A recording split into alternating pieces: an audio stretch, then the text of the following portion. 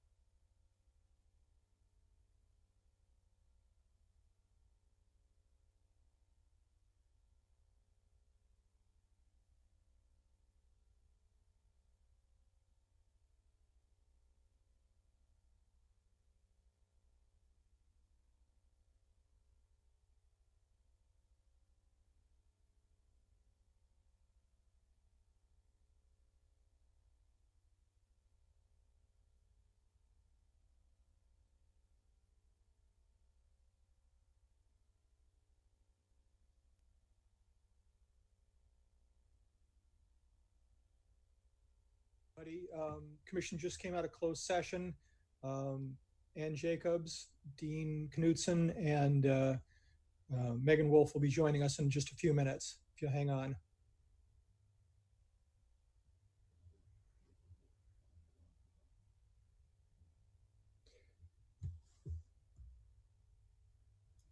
If you have a question to ask, you can just raise your hand. We're going to let the others get here, but just letting the media know they can raise their hand if they have a question.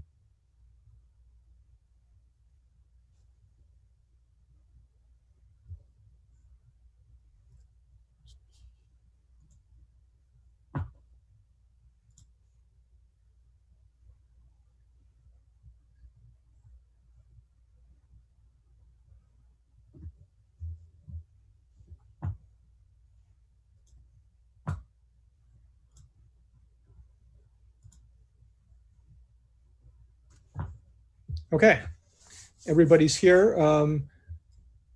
Does any Commissioner Jacobs or Commissioner Knudson, you want to start by saying anything, or do you just want to take questions from the media? I'm okay just taking questions. Okay. And I guess maybe just as a point of order, I mean, you know, I'll handle any questions about procedure, which I doubt anybody's going to want to talk about. But if it's, you know, matters of sort of the commission decision, obviously I'll defer to both of you. But let me know if I can help, I suppose. All right. JR, you got a question? We had to promote you to a panelist. You got to unmute yourself. Sorry. That's all right. How you guys doing? Good. I just want to know for the record, I mean, obviously you know how it was resolved with the green ticket about the motion that they have this many things are okay, but this many we're not sure about. But for future reference, what's it take to put somebody on the ballot? If you guys deadlock 3-3 over and over, do you have to have a 4-2 vote to put somebody on? Or if you guys are deadlock 3-3, does the staff recommendation basically carry forward? How does that work? My understanding is that the staff recommendation is just that, the recommendation of the staff, and that it requires the commission to affirmatively place someone on the ballot. Yeah, JR, it hasn't happened in the past up to this point, but it did tonight. So the certification by the commission to be placed on the ballot didn't happen. I just want to know, because this might come up again, I feel like. So I just wanted to make sure I knew for going forward. Beyond that, I mean, is there any like timeline they have to file the lawsuit? And what's now the time crunch for the ballot? Because we have to have them printed, I think, and sent out by September 13th or 15th. So 17th. Like, give me the timeline, please, of like what we're looking at for deadlines here. Thank you. The ballots have to start being printed September 1, I believe. And so the time limit is extraordinarily short, and they will need to file an appeal presumably right away. I believe they go to the circuit court first.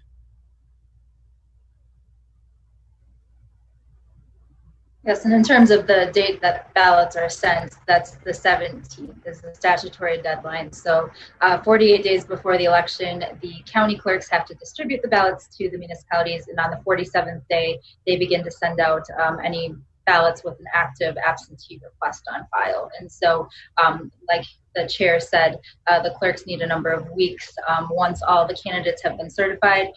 We still also have to wait for the major parties to be nominated officially in order for the ballots to start being printed, which would begin to occur on September 1st. Next is Aaron Navarro. Hi, can you guys hear me all right? Yep. Awesome.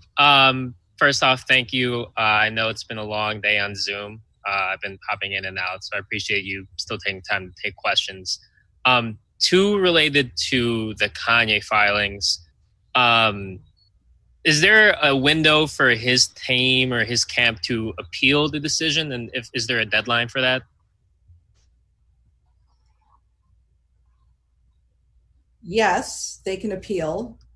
And yes, there are a number of deadlines that are coming up almost immediately. The ballots have to be printed and ready to go by September 17th. And that requires far more time than you would think. And I believe the target date for the clerks to start doing that, correct me, Megan, I believe is September 1st. Is that the date that they... Yes, I think it's, it's not a hard deadline, but it's safe to say the clerks need at least 2 weeks with the certified candidates to begin to prepare, print the ballots. So any action they take would need to be very prompt. Gotcha. I know a big topic for that first motion was the timeliness.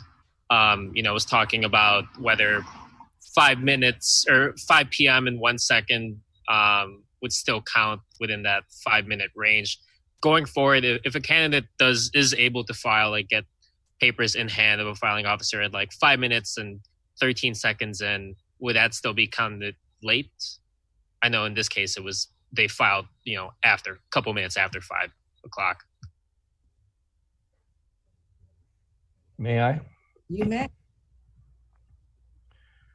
I think, as you saw, there's some divided opinion on this, but I think the consensus opinion is that 5 o'clock is 5 o'clock. So that was one part.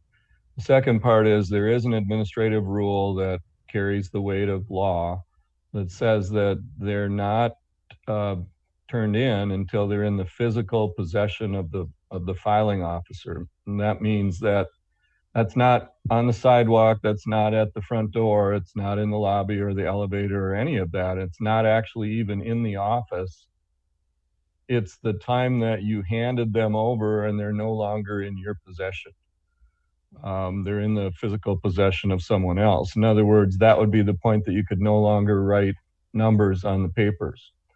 And what we heard was there was numbering of the papers going on significantly past 5 o'clock. So that kind of mooted the whole point of the 5 o'clock or 5:01 in some ways. But I don't know if that answers your question, but I think the 5 o'clock is the deadline as far as I'm concerned. And I think 4 others on the commission agreed with me on that. Got it. Thank you. Yep. JR had another question. Just a second. JR is using an old version of Zoom, so we have to promote him to a panelist for him to ask a question.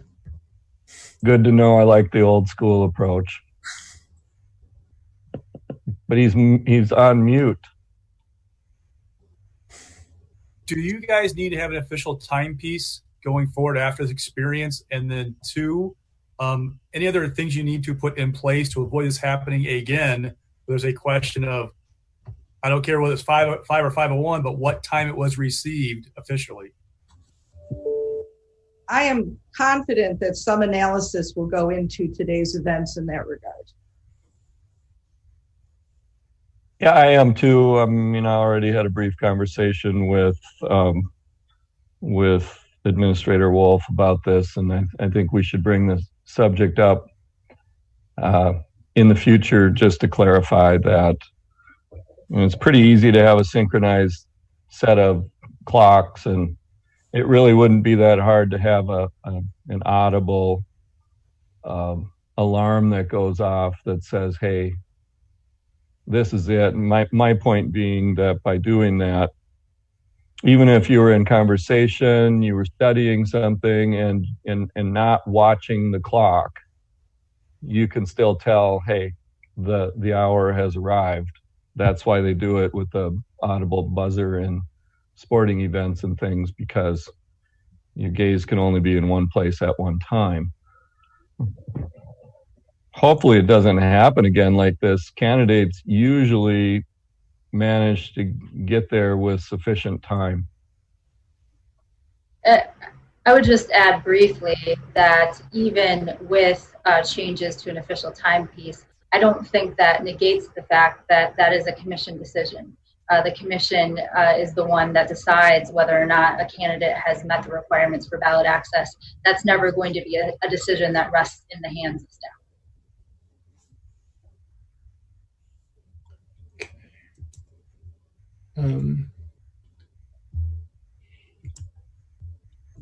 A question from Michelle.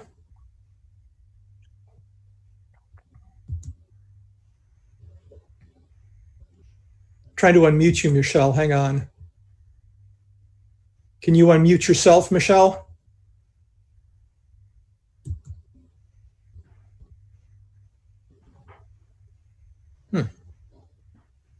Okay. Oh. Maybe you need to promote her to a panelist. Oh, okay. No, I just. Hi, Michelle, go ahead. Yes. Hi, thank you so much. So I'd like you to respond to the comment from state Republicans. So I just spoke with the executive director, and he sees your decision of the Kanye West case as an example of Democrats being hypocritical. And they say, and he says Democrats because they're the ones who initially challenged West's nomination. And so he sees the hypocrisy where, Democrats were trying to enforce a tight deadline on the Kanye West case. However, when it comes to absentee ballots, Democrats are also wanting to create more lenient deadlines. And so I'm wondering if you also see this as a kind of dual interpretation of the law. I'll go first. I certainly don't. When we're talking about the receipt of absentee ballots, we're talking about registered voters who have legally received a ballot and done everything they could to cast it, and had it come in late, and as we're learning through the vagaries of the post office, entirely possibly through no fault of their own whatsoever. We have different standards for voters, ordinary people, than we do for presidential candidates. And I don't think it's unreasonable to expect people who are seeking higher office to do something as simple as walk through a door before 5 o'clock at night, which is the deadline. However, with our voters, I think we also recognize that many other factors play in their ability to get their ballots in on time. So I don't see it as hypocritical. I see it as a recognition of different people, different categories, and different reasons. And additionally, with regards to the receipt of the additional absentee ballots, that also lies in part due to the problems we are all addressing with regards to COVID and addressing the needs of our more susceptible community and members of the community to get their ballots in. So I don't see any hypocrisy at all. May I ask the same question to Mr. Knudson? Well, I mean, your question was related to our Democrats hypocritical.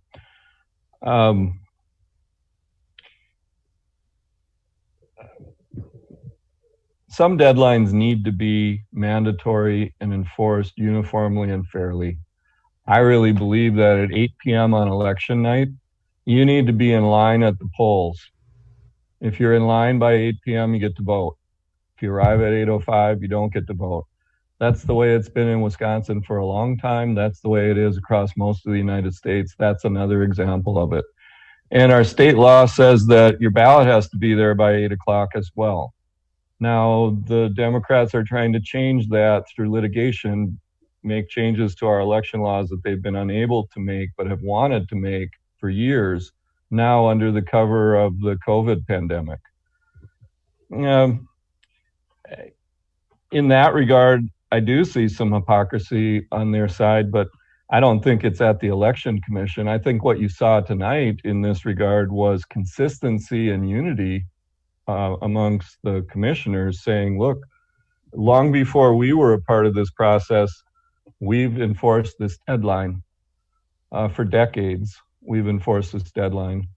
And so we were really just recommitting tonight to the fact that that deadline is mandatory and you have to meet it. I don't have anybody else who's asking a question. Anybody else want to raise your hand? They all went home and are watching the convention. Now, there's about 13 people on, and 2 of them have asked questions. Or 3 of them have asked questions. So if not, I think we're going to call it a night. All right. Thank you. Thank you, everyone. Thank you. Thank you.